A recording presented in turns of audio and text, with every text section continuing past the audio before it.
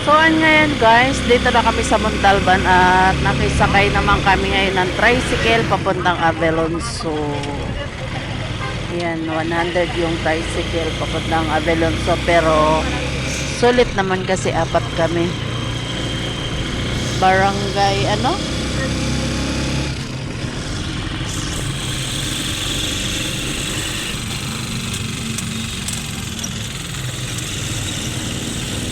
Kaya lagi na kasi tayo nakapaan.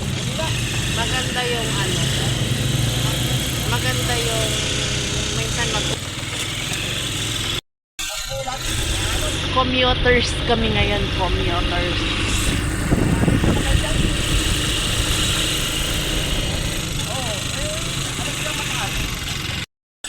Single kabundukan na to. Ito na yung mga nasa kabundukan na kami guys ng Rodriguez Rizal. Ayan no. Daming basura. Magkalapit lang ito sa kanil. Ayan no yung kabundukan na yan. Abelanso. Ayan o. Aray. Ayan guys, dito na kami sa Avelonso. Hindi mo na kami pumasok. Ninanam na muna namin dito sa labas. Sabi niyo na sa Valenzuela pa siya.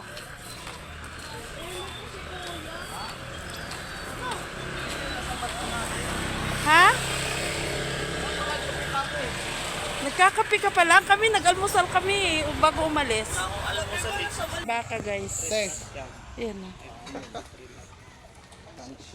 Sabi niya sa Valenzuela, sabi ko hindi man Valenzuela yan dyan. Kasi nakita ko yung background niya ito eh. Nilokot ako ni Beauty. Buti na lang. So, kape good ha? Oh, namahaw siya. Namahaw man may pag-alis namin. Para sabi ko, yan guys, dito na kami sa Avelonso. Yan po yung parking nila. Multa 2,000? Sa alin? Sa Bindor. Bawal magbindor. So yan po ay maganda dito sa labas guys. So nagko-commute kami para naman matry namin mag-commute kasi pag gumagala kami kasi nagre-rent ako ng van. So ngayon di kami nagre-rent. Ang ginawa namin nag-commute kami, nag-taxi kami from sa bahay hanggang Cubao. At saka pagdating sa Cubao, mayroong mga BB bus doon na biyaheng Rodriguez, Montalban Rodriguez. So 50 pesos lang per head. Tapos pagkadating namin ng Rodriguez, sumakay kami ng tricycle. So 100 yung tricycle single pero apat kami. So lumalabas 25 lang per head. So tipid siya pag nakarating dito na nakakommute ka. Kasi madalas pag nagre-rent kasi ako ng van is magkano ang rent sa van is 8,500 yun. So ngayon yung gastos namin one way is 250 sa taxi, tapos 200 sa van, at saka hanggang sa tricycle 100. So gumastos kami ng 200 for 500 pesos. 550 one way. O di ba? So pagbalik namin mga ganun din ang gastos. So gumastos ka lang ng 1,100 sa ating gala. Samantalang madalas kasi kami pag gumagala kami nagre-rent ako ng 8,500. So ayan, papasok na tayo sa Avelonso guys. So ang ginagawa naman namin sa aming booking ay sa aming entrance sa Avelonso para mas makamura ka, mag-book ka online. Kasi pag walk-in ka, ang bayad dito is 800 per head. Ngayon, pag mag-booking ka online is 600 per head. But meron pa silang option.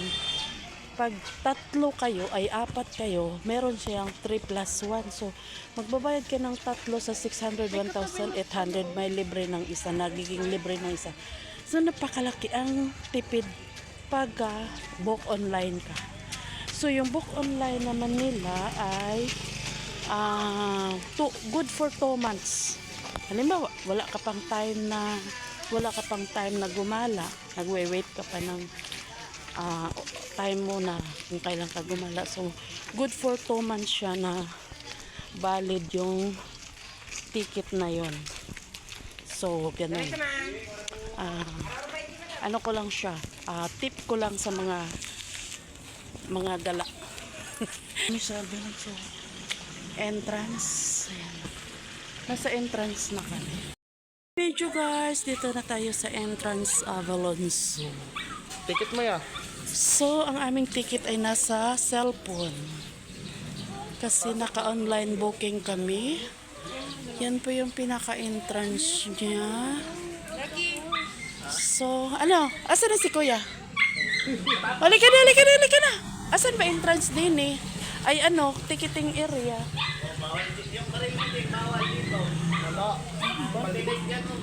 Saan ba ticketing dito?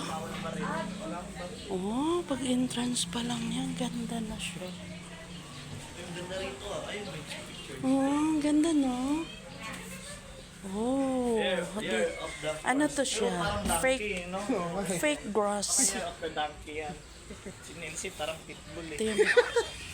Pag magaling lagutin kay mag-away na naman kayo nan ikaw talaga. Sisirain mo naman yung mood niyan. Yan siya guys. Ang fresh dito guys. Puro nature.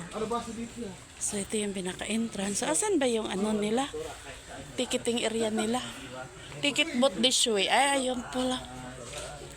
So sa ticketing pa lang guys. So ang ganda na ng ano nila.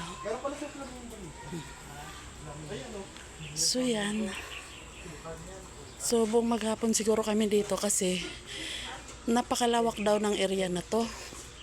At saka pinapayagan kaming magbaon. Kasi kung magtagal ka dito sa loob, magutom ka talaga. Meron namang kainan ata pero syempre kung gusto mong magtipid at yung aking mga kasama ay puro kain ang iniisip. Ayan. So yan, nagbabaon kami. So ganda ng ano niya. Biot, picturean mo ako dito, Biot.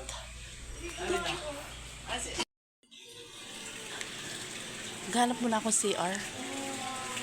Ticket eh. Wait lang. Meron pala din. Toilet. Bakit?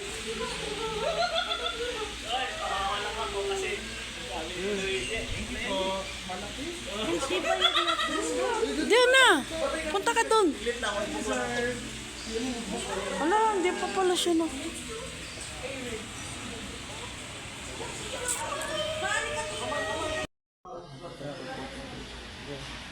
Nasa suka pero bawal ang hayop. Ha? Nasa suka pero bawal ang hayop. Bawal ka dito. O syempre, alangan. Pero may pusa, ayun. Hindi, kanila yan eh. Uyo. Anong meron din eh? Kumano lizard. Ay, ang laki ng lizard pa. Ang laki na. Ang laki nga. Lizard.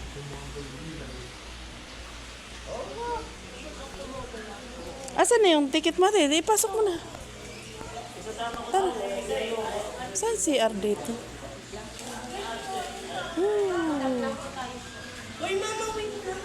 Isulat mo lang ang pangalan natin na lahat. Ask ko lang po kung may dalang food. Meron po. Meron po.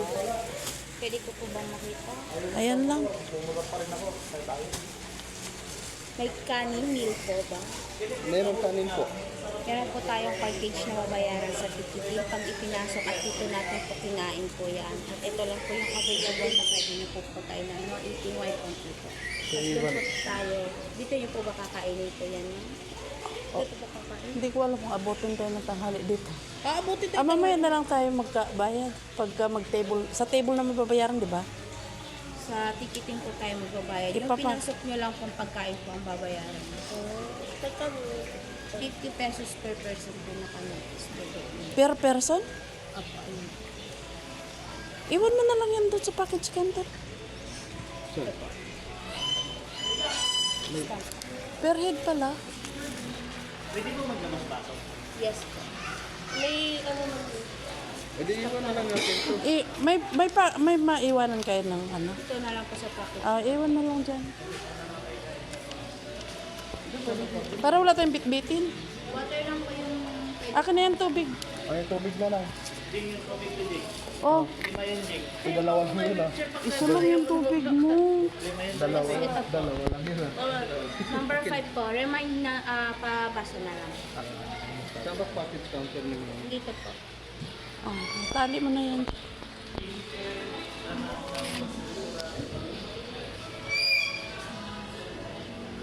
May mga pagkain. Tara, magsi...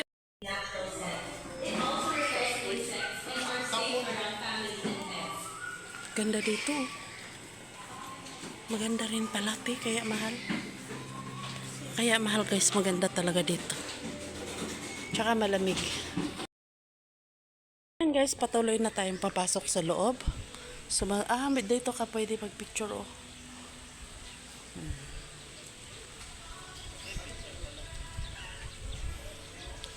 Maganda dito guys, ang sarap ng hangin. Oh.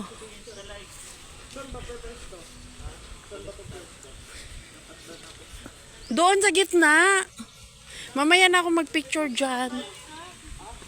Oh.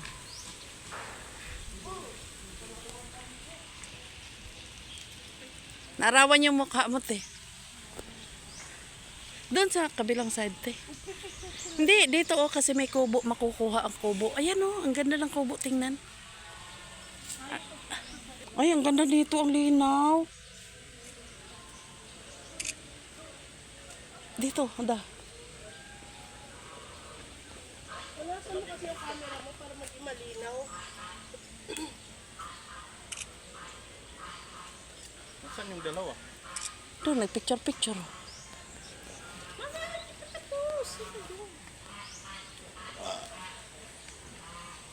Kami ni Papa, picturean mo. Halika pa, dali pa. Dito tayo. Liwanag oh. Fresh ang hangin dito ba? Grabe.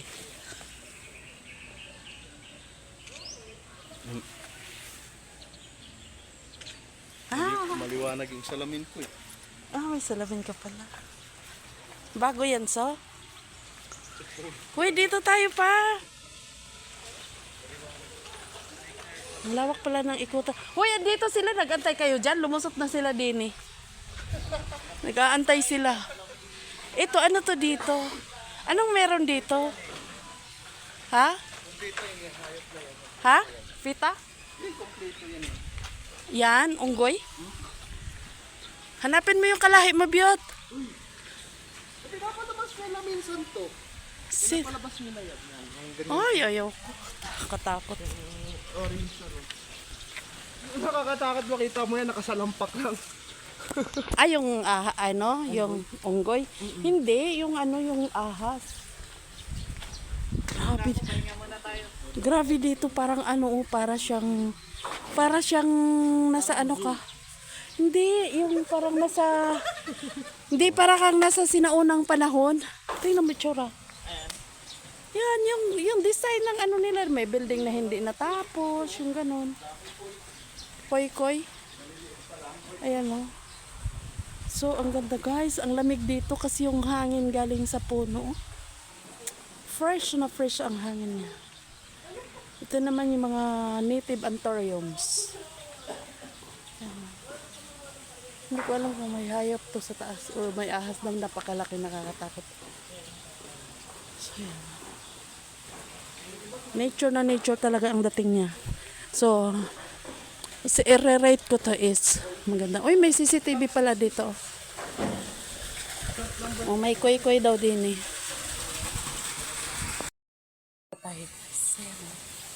Hanapin niyo ako saan akong dako ng mundo, guys. At dito na naman tayo sa jungle.